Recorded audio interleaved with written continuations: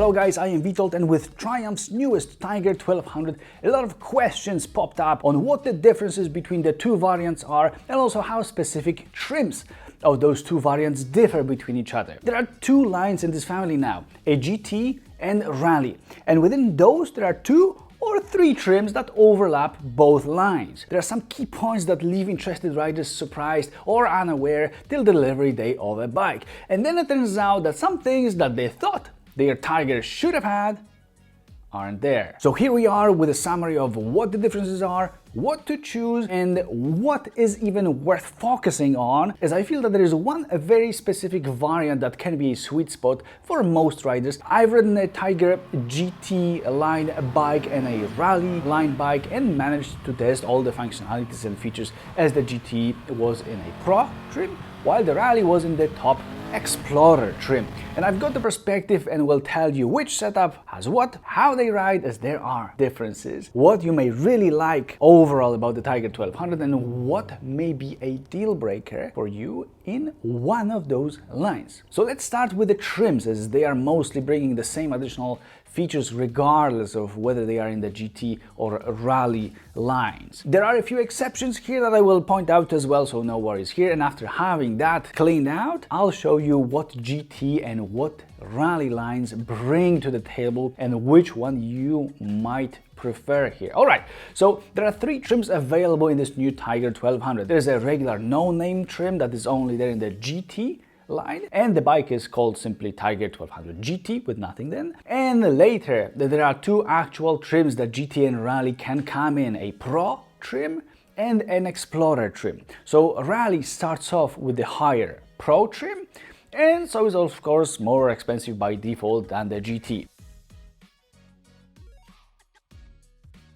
We've got to make something straight from the beginning, and it's that in all variants and trims, there's the same engine, which is a brilliant 3-cylinder inline engine with 1,160 cubic centimeters of displacement, 150 horsepower, 130 Nm of torque, and overall great performance, only with an exception that early models liked to suddenly stall, which happened to me also twice with the stupidest places and times possible. And you can see that in my honest reviews of those two motorcycles, and they are linked in the description. New owners claim that this was actually fixed in late 2022, and some Triumph dealers should be aware of the issue. And if this happens to your Tiger 1200, please bring it into the dealership, update its software, and it should help. Anyhow, all use the same engine and mapping, so performance is the same, assuming that any small possible differences in weight don't influence it that much. And they don't, but there is one thing that may affect you once you switch between a GT and a Rally, and I'll tell you what it is,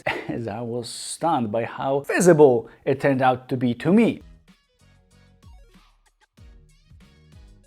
Now, what does the regular GT have that you should know about? There are big surprises here, and Triumph may be the only one and the only manufacturer ever in the category of big capacity adventure bikes to give you two significant features already in a base bike. And these are electronically adjustable semi-active suspension, which might be the best setup in the whole category and definitely is one of the two most advanced in the category, aside the Harley Pan Americas, in terms of what it allows you to do by switching from sporty to comfy and vice versa. It should really suit anyone regardless of how extreme expectations they've got. And keep in mind that I'm talking about stiffness only, not the handling exactly, not the balancing and how neutral they feel yet. This is something else. For that, head to my full reviews of the bikes because it's there in separate videos linked in the description. And the second thing that's there is very smart keyless access system, also already with a keyless fuel cap, and I truly am impressed. What else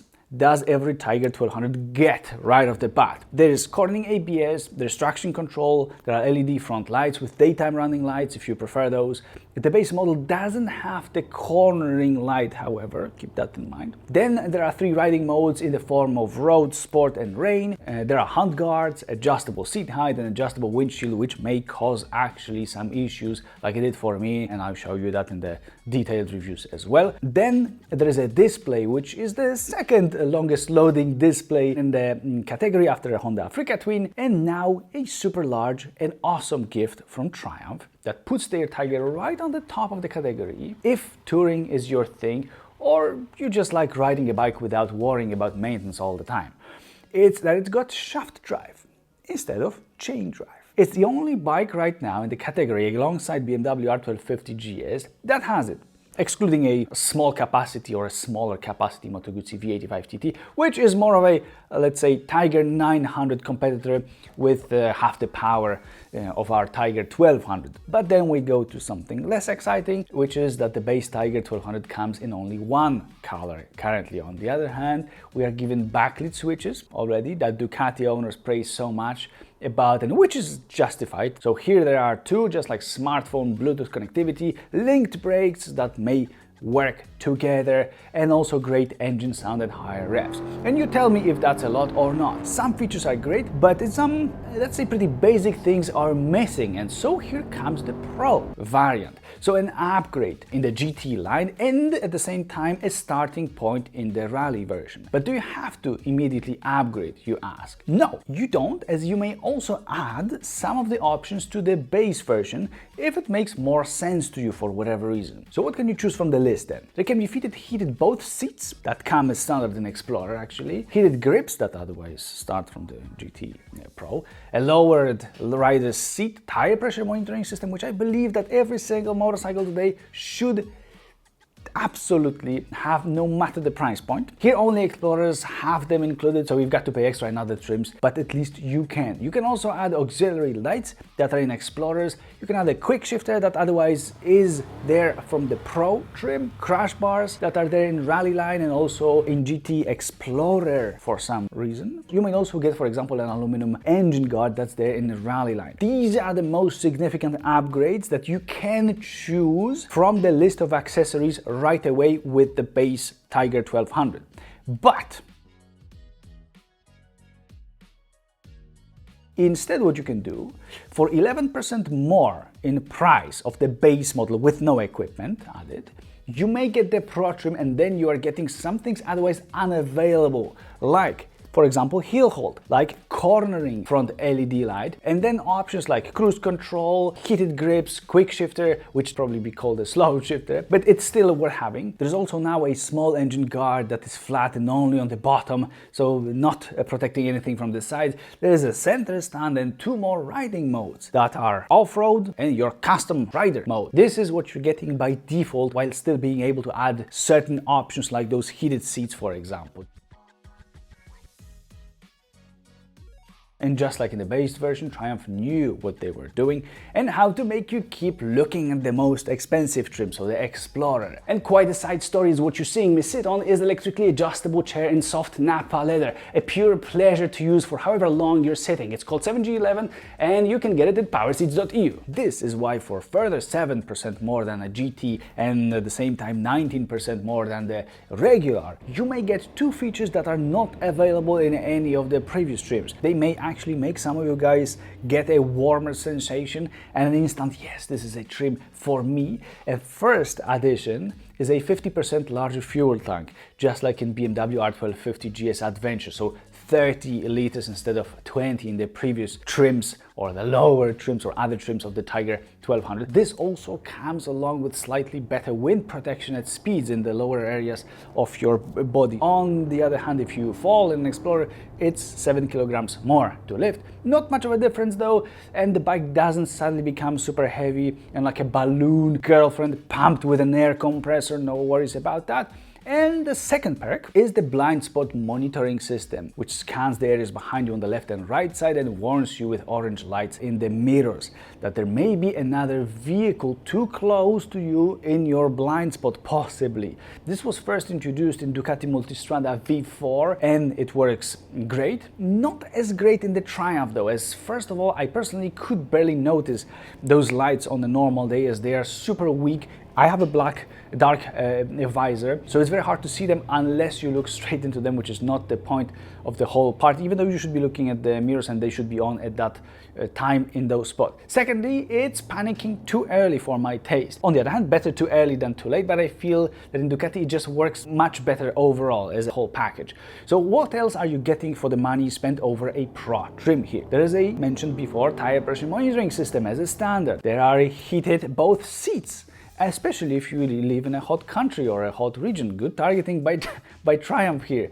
And then there are crash bars, if it's about the GT line. In both rally trims, you're having the crash bars anyway. And I would say that it's down to the fuel tank and a calculation how it would look price-wise in your country if you would actually want heated both seats and those crash bars in the GT. Tire pressure monitoring system I feel is worth getting always. I would go for it no matter what, but then I wouldn't want to have a larger fuel tank and a wider bike because of that. So I would prefer to go with a Pro and separately add some features that I want. Unless I could get the Explorer for less money, then I guess I would swallow the little difference in looks and not fill the tank to the top if I really wanted to save those few kilograms of weight. Now, this is only the first part of the game that doesn't even exactly influence how these bikes ride at all. What matters the most, if you're going for a GT line or a rally line, due to certain mechanical differences, those bikes do ride differently, and this matters a hell of a lot. Let me go through the differences on paper, and right after that I'll tell you what all this made me feel when I was riding. As for me, there's a deal breaker here in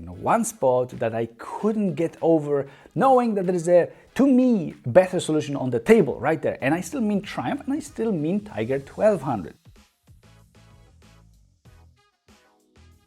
So for 4.5% more than a given GT, like GT Pro for example, you can have, in this case, a Rally Pro. This is the base trim for the Rally line, so one less choice in this line. It's either Rally Pro or Rally Explorer, again for around 7% more than the Pro in the same line. There aren't that many differences on paper, but they influence a lot, starting off with the 21-inch front rim in the Rally, which in the GT is a regular 19-inch rim. Visually, if you compare them, you'll see that the Rally is clearly having its front end lifted a lot, and this changes its geometry, and that influences how it rides. The rims in Rally are spoked rims, by the way, but with tubeless tires, unlike for example in standard Honda Africa Twin. So take this into account. No weird things here with the big Tiger. There is 10% more suspension travel at 22 centimeters from 20 in the GT. This is amongst the most in the category, the same as KTM 1290 Super Adventure R, next to Africa Twin with its 23 and 22 centimeters, 22 in the rear, 23 in the front, so a little bit more in the front, but that's still pretty close. And that's still more in the front than BMW R1250 GS Adventure with its 21 and 22 centimeters in the rear. This also means that ground clearance is up from an unknown number to another number that also no one discovered yet, but hey, it should be higher as the whole bike is higher, and you also sit higher at the minimum of 87.5 centimeters instead of 85 centimeters like in the GT. You can still raise the seat by further 2 centimeters to 89.5. That's a lot. Still, the 87.5 in Rally Explorer felt actually too high for me to deal with on this bike. That's a lot of weight located pretty high, and also putting it on the center stand is a true freaking nightmare, like in no other motorcycle that I've ever experienced. Don't try it at home. But I'll get to this point in a second, as there are a few simple points left, like one more riding mode that GTs don't have, and it's Off-Road Pro. And so there is 6 versus 5 in total riding modes in Rally. All Rally versions get aluminum engine guards that protect it also from the side. The Pro gets lowered crash bars, while Explorers in the Rally come with larger crash bars around that bigger tank as well. There are different colors, including a super cool matte khaki green, kind of like my shirt. Yeah, kind of like that. And also Rally versions are heavier by 4 kilograms in the Pro trims and by 6 kilograms in Explorers. already counting fuel comparing to the GT. The difference likely comes mostly due to those larger crash bars. And that's it on paper. So then which one to choose and why? There are two approaches here, I think. Just keep in mind that they all come already with keyless access, with electronically adjustable, semi-active, brilliant, I think, suspension and a drive shaft instead of a chain. And now, the first approach is by a very big human being that is so huge that will feel perhaps less cramped just stopping at traffic lights or just simply being at a standstill on a rally version. Or someone who has very specific plans involving using the bike to its limits and will appreciate off-road, and will appreciate certain abilities or certain things like 21-inch narrow front rim and larger suspension travel when off-roading very, very hard. The second approach is from a perspective of a do-it-all together at the same time rider or someone who cares about fun a lot, and this one should likely go with a GT, I think, that turns better. It is more eager to cooperate with you. It is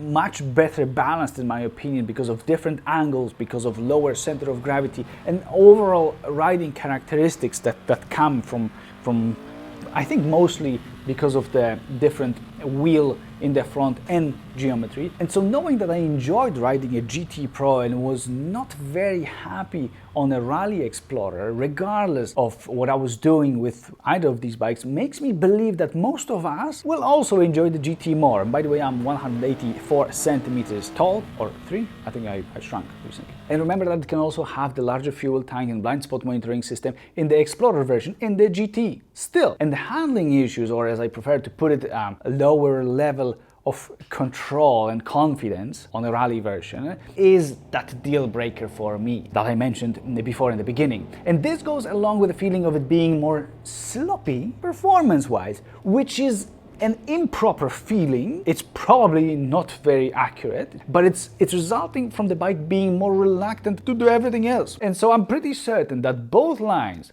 are equally quick, but the perception of a GT being significantly, to me, more nimble and willing to be ridden in a fun way also translates into it feeling like a more fun performance-wise bike because you just want to push it more. So I believe that to most of us, the sweet spot could be a GT Pro combination. So with a regular fuel tank, a slimmer bike and a shorter and more manageable than Rally. GT Explorer can also be reasonable, I think, especially if in the future Triumph makes the blind spot monitoring lights in those mirrors more visible. But if you are over 195 centimeters tall, so very tall, I think you should probably try also the Rally version, even though it being taller with all that weight up is going to be equally harder for those taller ones to manage as well. So these are the differences between the lines and trims, and if you would like to see my full in-depth reviews of a GT and of a Rally, which indeed feel quite differently, go ahead and watch those separate videos, honest reviews of those two bikes, which are linked in the description. I think that the Tiger 1200 overall has a lot of potential in the class. It is a very well thought out bike that can be a fantastic alternative for many riders, but it's important to make the choice that's right for you. And I hope that this helps, and see you in the reviews.